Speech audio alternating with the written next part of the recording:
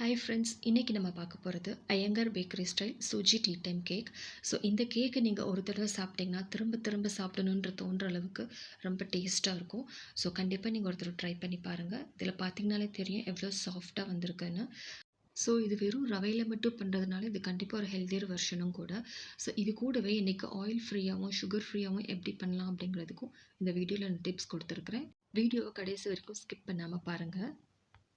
இந்த சூஜி cake travel டைமுக்கோ இல்லை evening tea time கேக்கோ ரொம்ப பர்ஃபெக்டான சாய்ஸாக இருக்கும். ஸோ நான் கொடுத்துருக்குற இந்த மெஷர்மெண்ட்டில் நீங்கள் ட்ரை பண்ணி பாருங்கள், ரொம்ப டேஸ்ட்டாக இருக்கும். இன்றைக்கி மெஷர்மெண்ட்ஸ் பார்த்திங்கன்னா கிராம்ஸ் அளவுலையும் இல்லை கப் அளவுலையும் ரெண்டுமே நான் கொடுத்துருக்குறேன். ஸோ நான் வந்து 240 ml கப் யூஸ் பண்ணியிருக்கிறேன். உங்கள்கிட்ட எந்த கப் இருந்தாலும் பரவாயில்ல. சப்போஸ் 250 ml 200 ml 240 எதுவாக இருந்தாலும் அது கூடவே கொடுத்துருக்குற செட்டை நீங்கள் அப்படியே யூஸ் பண்ணிங்கன்னா கரெக்டாக இருக்கும். சப்போஸ் இப்போ உங்கள்கிட்ட கப் அளவு எதுவுமே இல்லைன்னா நீங்கள் நார்மல் நம்ம யூஸ் பண்ணுற கிளாஸ் இருக்கு இல்லையா, ஸோ அதுவே நீங்கள் மெஷர் பண்ணி எடுத்துக்கலாம். ஸோ ஒரு கப்புன்னா ஒரு கிளாஸ் எடுத்துக்கோங்க. ஸோ அதில் ஹாஃப் அப்படி யூஸ் பண்ணிக்கலாம். ஸோ வாங்க ரெசிபி எப்படி பண்ணலாங்கிறது பார்ப்போம். ஒரு பவுலில் புளிக்காத தயிரை ஒரு அரை கப் அளவுக்கு 95 ml சேர்த்துக்கிறேன். அது கூடவே அரை கப் அளவுக்கு பால் 100 ml பால் வரும். இதை நல்லா மிக்ஸ் பண்ணி கொடுத்துக்கலாம். தயிர் பார்த்திங்கன்னா புளிக்காத தயிராக இருக்கணும், ரூம் டெம்பரேச்சரில் இருக்கணும். இப்போது இது கூடவே 3/4 கப் அளவுக்கு பொடிச்ச சர்க்கரை சேர்த்துக்கிறேன். 90 கிராம்ஸ் வரும். கொஞ்சமாக வெனிலா எசன்ஸும் சேர்த்து நல்லா மிக்ஸ் பண்ணி கொடுத்துக்கிறேன். இது கொஞ்சம் நேரம் நல்லா மிக்ஸ் பண்ணணும், சர்க்கரை நல்லா கரையணும். ஸோ இது கூடவே இப்போ நான் எண்ணெய் பார்த்திங்கன்னா 1/4 கப் எண்ணெய் சேர்த்துக்கிறேன். 45 ml வரும். இப்போது உங்களுக்கு ஆயில் ஃப்ரீ சுகர் ஃப்ரீ வேணும்னு நினச்சிங்கன்னா சர்க்கரைக்கு பதில் பொடிச்ச வெல்லம் சேர்த்துக்கலாம். ஆயிலுக்கு பதிலாக நீங்கள் வந்து நம்ம வீட்டில் இருக்கிற பாலாடையை நல்லா பீட் பண்ணி அதுக்கு பதிலாக நீங்கள் சேர்த்துக்கலாம். இல்லைன்னா கீ கூட சேர்த்துக்கலாம். இப்போ அடுத்து ரவையோட அளவுன்னு பார்த்திங்கன்னா 1 கப் அளவுக்கு 160 கிராம்ஸ் வரும். ஸோ இப்போ இந்த ரவையை நான் மிக்சியில் ஒரு சுற்றி நல்லா சாஃப்டாக எடுத்து வச்சுருக்கிறேன். இப்போ எதுக்காக ரவையை அரைக்கிறோன்னு பார்த்திங்கன்னா, பொதுவாக ரவையை ஊற வைக்கும்போது நல்லா உப்பி வரும். ஸோ நம்ம ஃபைன் பவுட்ரு பண்ணிவிட்டு நம்ம ஊற வச்சோன்னா சீக்கிரமாக அந்த ப்ராசஸ் முடிஞ்சிடும். இப்போது இது கூட ஒரே ஒரு டேபிள் ஸ்பூன் மைதா மாவு சேர்த்துக்கிறேன். 10 கிராம் அளவு வரும். இது ஒரு பைண்டிங் ஏஜென்ட்காக தான் நம்ம ஆட் பண்ணுறோம். இது கூடவே ஒரே ஒரு டேபிள் ஸ்பூன் மில்க் பவுடரும் சேர்த்துக்கலாம். டெக்ஸ்டரும் டேஸ்ட்டும் நல்லாயிருக்கும். அதுவும் 10 கிராம்ஸ் அளவில் வரும். இப்போ இது கூட ஒரு டேபிள் ஸ்பூன் கஸ்டர்ட் பவுடரும் சேர்த்துக்கலாம். இது வந்து ஒரு நல்ல டேஸ்ட்டை கொடுக்கும். இது கூடவே ஒரு பிஞ்ச் ஆஃப் சால்ட், கொஞ்சமாக உப்பு சேர்த்துக்கலாம். இப்போ நல்லா மிக்ஸ் பண்ணி கொடுத்துக்கலாம். இப்போ நல்லா மிக்ஸ் பண்ணும்போது நல்லா தெரியுது, நம்ம பேட்ரு வந்து லிக்விடாக இருக்கிற மாதிரி தெரியுது. ரொம்ப அதிகமாக பால் சேர்த்த மாதிரி நமக்கு ஃபீல் ஆகுது. பட் இல்லைங்க, ரவை வந்து கொஞ்சம் நேரத்தில் எல்லாமே அப்சர்வ் பண்ணிடும்.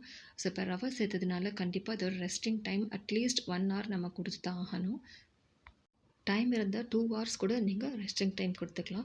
இப்போ இந்த கன்சிஸ்டன்சி பார்த்திங்கன்னா கொஞ்சம் வாட்டரியாக தான் தெரியுது. இப்போ நான் இது கூட கொஞ்சமாக கலர் சேர்த்துக்கிறேன். எல்லோ ஃபுட் கலர் சேர்த்துருக்குறேன். உங்களுக்கு வேணும்னா சேர்த்துக்கோங்க, இல்லைன்னா ஸ்கிப் பண்ணி வச்சுக்கோங்க. ஸோ இப்போ இதை கவர் பண்ணி அட்லீஸ்ட் 1 hourக்கு நான் செட் பண்ணி வச்சுக்கிறேன். அதுக்கப்புறமா அடுத்த ப்ராசஸ் பார்ப்போம்.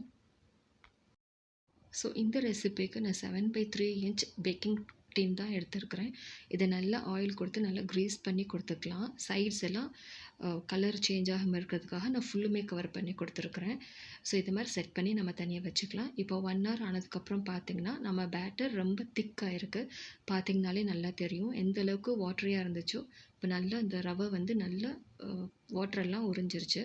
ஸோ இதுதான் கரெக்டான கன்சிஸ்டன்சி. எப்போயுமே டீ டைம் கேக் பார்த்திங்கன்னா ரொம்ப திக்காக இருக்கணும் கன்சிஸ்டன்சி. நார்மல் கேக்கை விட கொஞ்சம் திக்காக தான் இருக்கணும். இது அதிகமாக திக்காக இருக்கனால நான் கொஞ்சமாக ஒரு டேபிள் ஸ்பூன் அளவுக்கு நான் பால் சேர்த்து நல்லா மிக்ஸ் பண்ணி கொடுத்துக்கிறேன்.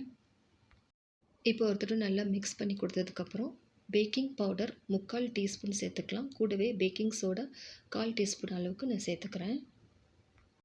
Packing soda baking powder add பண்ணதுக்கப்புறம் அதிகமாக மிக்ஸ் பண்ணி கொடுக்காதீங்க. லைட்டாக ஒரு மிக்ஸ் கொடுத்தா போதும். இப்போ எதுக்காக பேக்கிங் பவுடரும் சோடாவையும் லாஸ்ட்டில் ஆட் பண்ணுறோன்னு பார்த்திங்கன்னா, நம்ம ரவை 1 மணி நேரம் ஊற வைக்கிறதுனால முதவே ஆட் பண்ணோன்னா அதோட பேக்கிங் ப்ராசஸ் ஸ்டார்ட் ஆகிடும். ஸோ அதுக்காக தான் எண்டில் ஆட் பண்ணுறோம். இப்போ இது கூடவே ஒரு டேபிள் ஸ்பூன் அளவுக்கு நான் டூட்டி ஃப்ரூட்டி ஆட் பண்ணிக்கிறேன். உங்களுக்கு வேணும்னா ட்ரை ஃப்ரூட்ஸையும் நீங்கள் ஆட் பண்ணிக்கலாம். இப்போது இது ஃபைனலாக கட் அண்ட் ஃபோல்ட் மெத்தடில் 2-3 தடவை நல்லா மிக்ஸ் பண்ணி கொடுத்துக்கலாம். மிக்ஸ் பண்ணதுக்கப்புறம் நம்ம க்ரீஸ் பண்ணி வச்சுருக்கிற நம்ம பேக்கிங் டின்னுக்கு நம்ம மாற்றிக்கலாம். இப்போ வெயிங் ஸ்கேல் யூஸ் பண்ணி இப்போ எத்தனை கிராம் வருதுன்னு நம்ம மெஷர் பண்ணி பார்த்துக்கலாம். இப்போ நம்ம இன்றைக்கி எடுத்த இன்க்ரீடியன்ஸ் அளவு படி பார்த்திங்கன்னா நமக்கு 523 கிராம்ஸ் வந்திருக்கு.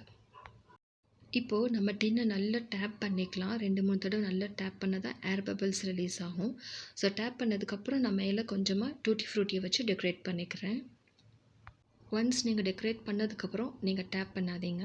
இப்போ குக்கர்லேயோ கடாயிலையோ பேக் பண்ணுறதா இருந்தால் 10 நிமிஷம் ஹை ஃப்ளேமில் நீங்கள் ப்ரீ ஹீட் பண்ணிவிட்டு ஒரு 30 to 45 மினிட்ஸ் லோ ஃப்ளேமில் பேக் பண்ணி எடுத்துக்கோங்க. இப்போ ஓடிஜியில் நான் 160 டிகிரி 10 மினிட்ஸ் ப்ரீ ஹீட் பண்ணிவிட்டு அதே டெம்பரேச்சரில் ஒரு 25 to 30 மினிட்ஸ் நான் பேக் பண்ணி எடுத்துக்கிறேன். 2 ராட்ஸுமே ஆன் பண்ணி நான் பேக் பண்ணியிருந்தேன். இப்போ பார்த்தீங்கன்னா 35 மினிட்ஸில் எனக்கு பேக் ஆகி கிடச்சிருச்சு. இப்போ பார்த்தீங்கன்னா எவ்வளோ சாஃப்டாக வந்திருக்குன்னு பாருங்கள். பேக் ஆனதுக்கப்புறம் கொஞ்சம் நல்ல கூலிங் ரேக்கில் ட்ரான்ஸ்ஃபர் பண்ணி நல்லா கூல் ஆனதுக்கப்புறம் நம்ம டீமோல்ட் பண்ணிக்கலாம். இப்போ பார்த்தீங்கன்னா 513, 520, 12 கிராம்ஸ் அளவுக்கு வந்திருக்கு. இப்போ நல்லா இதை கட் பண்ணி நம்ம ஸ்லைஸ் பண்ணிக்கலாம்.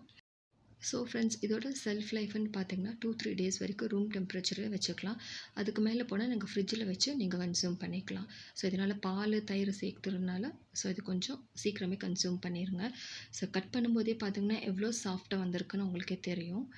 ஓகே ஃப்ரெண்ட்ஸ், இப்போ டிப்பெல்லாம் ஒரு குட்டியாக ரீகால் பண்ணிக்கலாம். ஃபஸ்ட்டு டிப் பார்த்திங்கன்னா, தயிர் வந்து புளிக்காத தயிராக இருக்கணும். அப்படி இருந்துச்சுன்னா நம்ம கேக் ஃபுல்லும் புளிப்பு தன்மையில் இருக்கும். ஸோ டிப் நம்பர் 2, ரவை சேர்த்துருக்கிறதுனால கண்டிப்பாக 1 ஹவர் மினிமம் 1 ஹவர் நம்ம சோக்கிங் டைம் கொடுக்கணும். இப்போ டிப் நம்பர் 3 பார்த்திங்கன்னா, பேட்டர் வந்து திக்காக இருக்கணும். திக்காக இருந்தால் தான் நம்ம எண்ட் ரிசல்ட் வந்து நல்லாயிருக்கும்.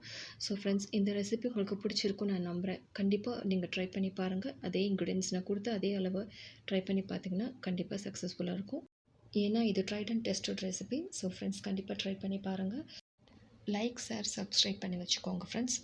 உங்கள் சப்போர்ட் எனக்கு கண்டிப்பாக கொடுங்க. தேங்க்ஸ் ஃபார் வாட்சிங்.